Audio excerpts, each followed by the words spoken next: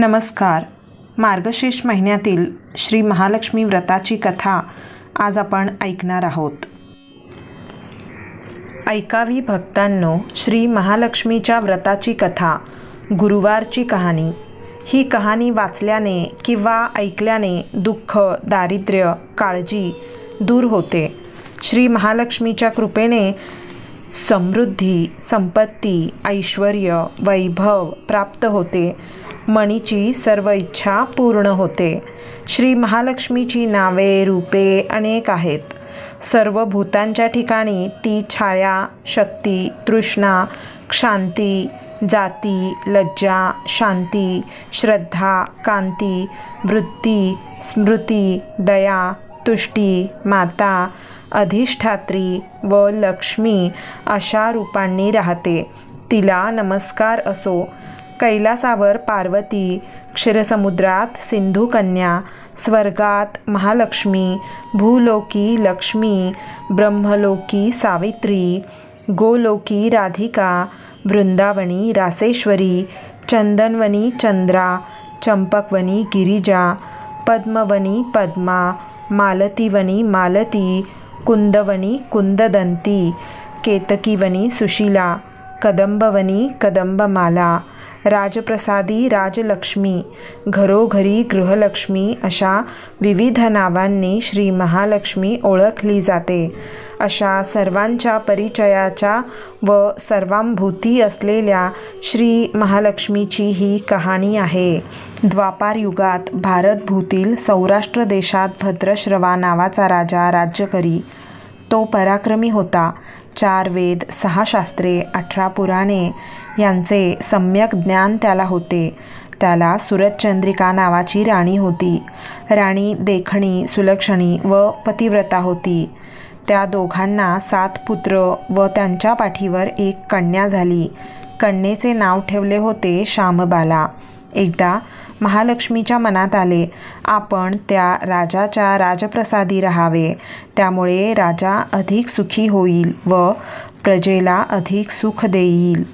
गरिबाकडे राहिले तर तो सारी संपत्ती स्वतःकरिताच खर्च करील. म्हणून महालक्ष्मीने वृद्ध ब्राह्मण स्त्रीचे रूप घेतले व ती काठी टेकत टेकत सुरतचंद्रिका राणीच्या महालासमोर उभी राहिली. म्हातारी असली तरी ती तेजस्वी दिसत होती. तिला पाहताच एक दासी पुढे आली. दासीने वृद्ध ब्राह्मणीची नीट विचारपूस केली.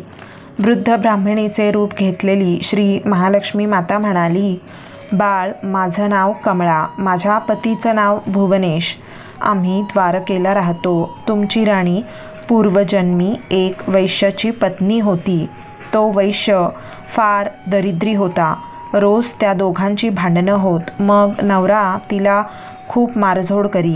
या जाचाला त्रासलेली ती वैश्य पत्नी कंटाळली आणि घर सोडून गेली. राणीवनी उपाशी भटकू लागली. तिची ती दशा बघून मला तिची दया आली. धनसंपत्ती, सुख व समृद्धी देणाऱ्या श्री महालक्ष्मी व्रताची मी तिला माहिती सांगितली. माझ्या सांगण्याप्रमाणे तिने लक्ष्मी व्रत केले. तिला महालक्ष्मी प्रसन्न झाल्यामुळे तिचं दारिद्र्य संपलं. तिचं घर संतती, संपत्ती व समृद्धीनं भरलं. तिच्या जीवनात आनंदी आनंद आला. पुढे ते पती पत्नी निधन पावले. लक्ष्मी व्रत केल्यामुळे ती दोघं लक्ष्मी लोकात वैभवात राहिली. त्यांनी जितकी वर्ष श्री महालक्ष्मी व्रत केलं तितकी 1000 वर्ष त्यांना सुखोपभोग मिळाले. या जन्मी त्यांचा राजकुळात जन्म झाला आहे. पण त्या राणीला लक्ष्मी व्रताचा विसर पडला आहे. त्याची आठवण करून देण्यासाठी मी मुद्दाम आले आहे. वृद्धेचे ते बोलणे ऐकून दासीच्या मनात जिज्ञासा उत्पन्न झाली. तिने वृद्धेला नमस्कार केला व म्हणाली, माताजी, मला त्या व्रताची माहिती व पूजाविधी सांगा. वृद्धेच्या रूपातील महालक्ष्मीने दासीला लक्ष्मी व्रताची माहिती दिली व महिमा सांगितला. मग ती दासी त्या वृद्धेचे उपकार मानून व तिला नमस्कार करून राणीला निरोप सांगण्यासाठी अंतःपुरात गेली. राजवैभवात लोळणाऱ्या त्या राणीला आपल्या ऐश्वर्याचा फार गर्व झाला होता. संपत्तीमुळे व सत्तेमुळे ती उन्मत्त झाली होती. म्हातारीचा निरोप ऐकून ती रागारागाने व तावातावाने आली आणि त्या वृद्ध ब्राह्मण स्त्रीला फटकळपणे बोलली. तिला धक्काबुक्की केली. ती वृद्ध ब्राह्मण स्त्री म्हणजे प्रत्यक्ष लक्ष्मीच होती हे काही राणीला कळले नाही. राणीचा तो उद्धटपणा पाहून महालक्ष्मीने तिथे न राहता स्वस्थानी जायचे ठरविले. ती राजद्वारातून निघाली. वाटेत तिला श्यामबाला भेटली. श्यामबालेला सगळी हकीकत कळली. तिने त्या वृद्ध ब्राह्मणीची क्षमा मागितली. तेव्हा श्री महालक्ष्मीला तिची दया आली. तिने श्यामबालेला लक्ष्मी व्रताची माहिती सांगितली. तो दिवस होता मार्गशीर्ष महिन्यातील पहिला गुरुवार. राजकन्येने महालक्ष्मीचे व्रत सांगितल्याप्रमाणे भावभक्तीने केले. त्यामुळे सिद्धेश्वर राजाच्या मालाधार या राजपुत्राशी तिचा विवाह झाला. ती पतीसह राजवैभवात नांदू लागली. इकडे मात्र महालक्ष्मीचा कोप झाल्यामुळे भद्रश्रवा व राणी सुरचंद्रिका यांचे राज्य, ऐश्वर्य, वैभव सर्व गेले व त्यांची अन्नान्न दशा झाली. एके दिवशी सुरचंद्रिका आपल्या पतीला म्हणाली, आपला जमात राजा आहे, खूप श्रीमंत आहे, त्याच्याकडे जा, आपले हाल सांगा, त्याला दया येईल, तो आपल्याला साह्य करील. त्याप्रमाणे भद्रश्रवा जावयाच्या राज्यात आला. तो तळ्याच्या काठी बसला असताना पाणी नेण्यासाठी आलेल्या श्यामबालेच्या दासींना तो दिसला. त्याची राजलक्षणे जाणून दासींनी त्याचे नावगाव विचारले. तो श्यामबाला राणीचा पिता आहे हे कळल्यावर दासी धावत धावत श्यामबालेकडे गेल्या.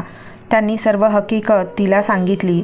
दासीकडून राजवस्त्रे पाठवून श्यामबालेने आपल्या पित्याला मोठ्या थाटामाटाने राजवाड्यात आणले. आदर सत्कार केला. नाना परीचा पाहुणचार केला. तो परत जायला निघाला तेव्हा तिने हंडा भरून धन दिले. भद्रश्रवा घरी आला. सुरचंद्रिकेला आनंद झाला. तिने हंडा उघडला. तो काय, हंड्यात द्रव्य नव्हते, कोळसे भरलेले होते. महालक्ष्मीच्या अवकृपेने हा चमत्कार घडून आला होता. काही दिवसांनी सुरचंद्रिका आपल्या लेकीच्या घरी गेली. तो दिवस होता मार्गशीर्षातला शेवटचा गुरुवार. श्यामबालेने महालक्ष्मी व्रत केले. आईकडूनही करविले. सुरचंद्रिका परत आपल्या नगरात आली. तिने लक्ष्मीव्रत केले म्हणून पूर्वीचे राज ऐश्वर्य तिला प्राप्त झाले. पुढे काही दिवसांनी श्यामबाला माहेरी आली.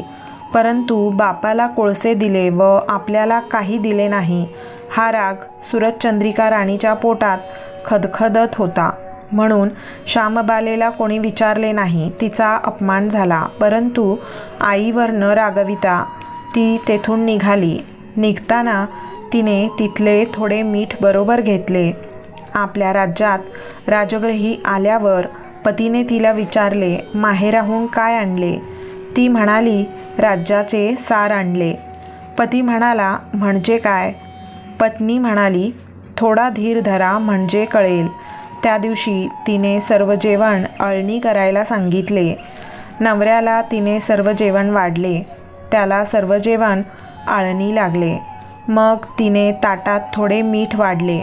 पदार्थात ते घालताच जेवण रुचकर लागले. हेच ते राज्याचे सार. श्यामबालेच्या पतीला तिचे म्हणणे पटले. मग त्या दोघांनी हास्य विनोद करून जेवण पुरे केले. अशा रीतीने जे कोणी हे महालक्ष्मी व्रत श्रद्धेने करतील त्या भक्तांवर महालक्ष्मीची कृपा होईल. सुख समृद्धी व शांती यांचा लाभ होईल. सकळ मनोरथे पूर्ण होतील.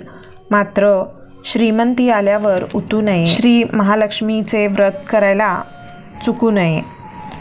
दर गुरुवारी पोथी वाचायला विसरू नये.